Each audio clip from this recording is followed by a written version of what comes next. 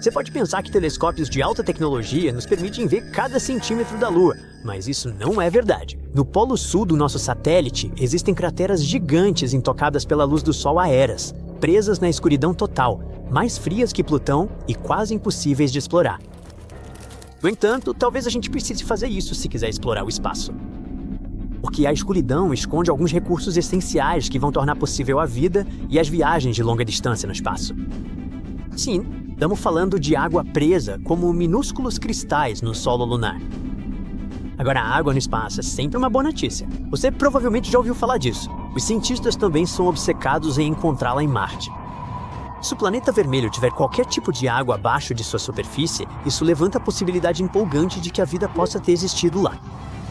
Mesmo micróbios seriam a maior descoberta da história da humanidade. É por isso que os robôs exploradores estão fuçando crateras marcianas e perfurando o solo, como se fossem jardineiros espaciais muito dedicados. Mas, por mais incrível que fosse encontrar água em Marte, a água na Lua pode ser ainda mais valiosa para nós a curto prazo. Os motivos são simples: a distância e a gravidade da Amor. A gente consegue chegar ao nosso satélite em 3 dias. Isso é praticamente nada. Leva pelo menos 7 dias para ir de Londres a Nova York de navio de cruzeiro. Mas mais importante do que a duração da viagem é a possibilidade de usar a Lua como uma parada estratégica. Parar, reabastecer e relançar para que possamos retomar a exploração. A gravidade na Lua é apenas 1/6 da força da gravidade da Terra.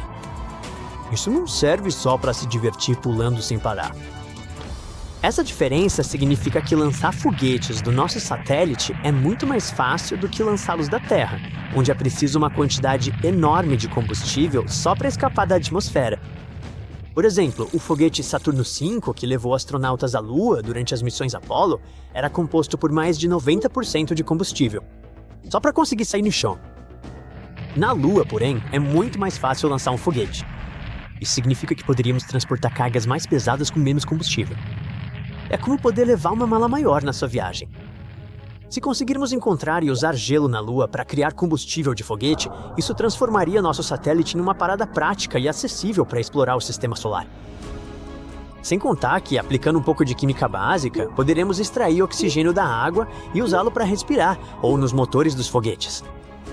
Além disso, os astronautas precisariam de água para beber e cultivar alimentos na base lunar. Então, o que sabemos sobre as descobertas mais recentes? Durante muito tempo, cientistas achavam que a Lua era completamente seca. Mas, em 2009, a NASA basicamente lançou um foguete contra uma cratera. Isso provocou uma explosão de gelo e vapor, como fogos de artifício, e finalmente confirmou que a Lua tinha algum tipo de água. Mas quanto? O suficiente para importar. Os dados sugerem que pode haver centenas de milhões de toneladas de gelo de água aprisionadas nas regiões polares da Lua. Algumas estimativas apontam aproximadamente para 1,3 trilhão de libras. Isso equivale aproximadamente ao peso de 460 milhões de carros. Não são exatamente lagos, mas ainda assim é muita coisa. E ainda pode haver mais. Essa água também pode ajudar a revelar segredos científicos incríveis. O gelo é antigo, o que faz dele uma espécie de cápsula do tempo dos primeiros dias do Sistema Solar. Estudar essas moléculas congeladas pode nos contar não só como a água chegou à Lua, mas também como ela apareceu na Terra. Enfim, o que toda essa água está fazendo na Lua? Como ela foi para lá? Os cientistas acreditam que parte dessa água provavelmente pegou carona em cometas e asteroides bilhões de anos atrás. Muitas dessas rochas espaciais carregavam gelo, e parte dessa água acabou nas regiões polares. Outra fonte pode ser a forma como o vento solar interage com a superfície lunar. De qualquer forma, independente de como esse gelo apareceu na Lua, o verdadeiro segredo é onde ele foi parar, dentro das crateras polares. E embora possamos encontrar gelo não só nas crateras do Polo Sul, é lá que se acredita estarem as maiores e mais estáveis reservas. Algumas dessas crateras são enormes. Uma das mais famosas se chama Cratera Shackleton, e ela tem mais de 21 km de largura e mais de 3 km de profundidade. Isso é quase o dobro da profundidade do Grand Canyon. A Lua quase não se inclina em seu eixo, apenas cerca de 1 grau, então o Sol nunca chega a passar por cima das bordas desses poços polares profundos. As temperaturas lá chegam a cerca de menos 240 graus Celsius. Qualquer água ou substância química presa naquele solo congelado simplesmente permanece ali, trancada como em um freezer. Uma coisa muito legal é que no Polo Sul você tem áreas que ficam presas na escuridão perpétua, mas algumas cristas de montanhas próximas recebem luz solar quase o tempo todo. Os cientistas chamam esses lugares de picos de luz eterna. Eles são perfeitos para instalar painéis solares e ainda ficam perto o suficiente para acessar os tesouros gelados escondidos abaixo.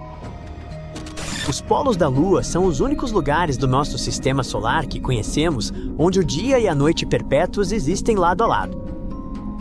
Mas a noite eterna não é só fascinante, é perigosa. O terreno por lá é absolutamente implacável. A gente nem consegue simular algo assim na Terra. A gente nem sabe como é por dentro. É pior do que explorar a parte mais ao norte da Antártica vendado. Então, agora que sabemos disso, será que essa água potencial é mesmo acessível? Essa pergunta provavelmente vale vários trilhões de dólares. Sim, tem água lá. Mas chegar até ela não vai ser como tirar sorvete de uma tigela. O que estamos realmente falando são cristais de gelo microscópicos misturados ao pó lunar. Para aproveitar isso, as máquinas teriam que cavar e aquecer o solo, depois capturar o vapor antes que ele escape de volta para o espaço. E ainda tem o frio extremo.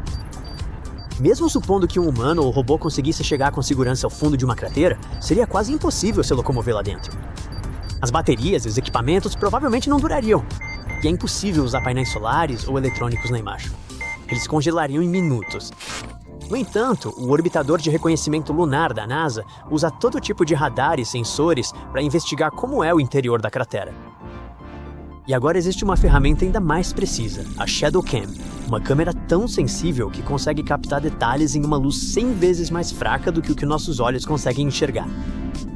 Basicamente, o dispositivo definitivo de visão noturna. Com ele, finalmente podemos mapear essas crateras sem nem precisar pisar lá. É por isso que os engenheiros estão pensando em todo tipo de solução engenhosa. Alguns conceitos envolvem robôs movidos a energia nuclear, com faróis fortes o bastante para atravessar a escuridão. Outros querem robôs que descem de rapel pelas paredes das crateras ou pulam pelo chão, como se fossem pernas de pau.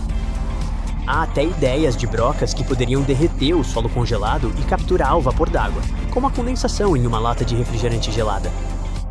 O lado bom é que essa água não vai a lugar nenhum. Até melhorarmos nossa tecnologia, o suprimento vai esperar por nós. Dito isso, as agências espaciais já estão fazendo avanços. Na verdade, mais de meia dúzia de novas missões estão programadas para os próximos anos.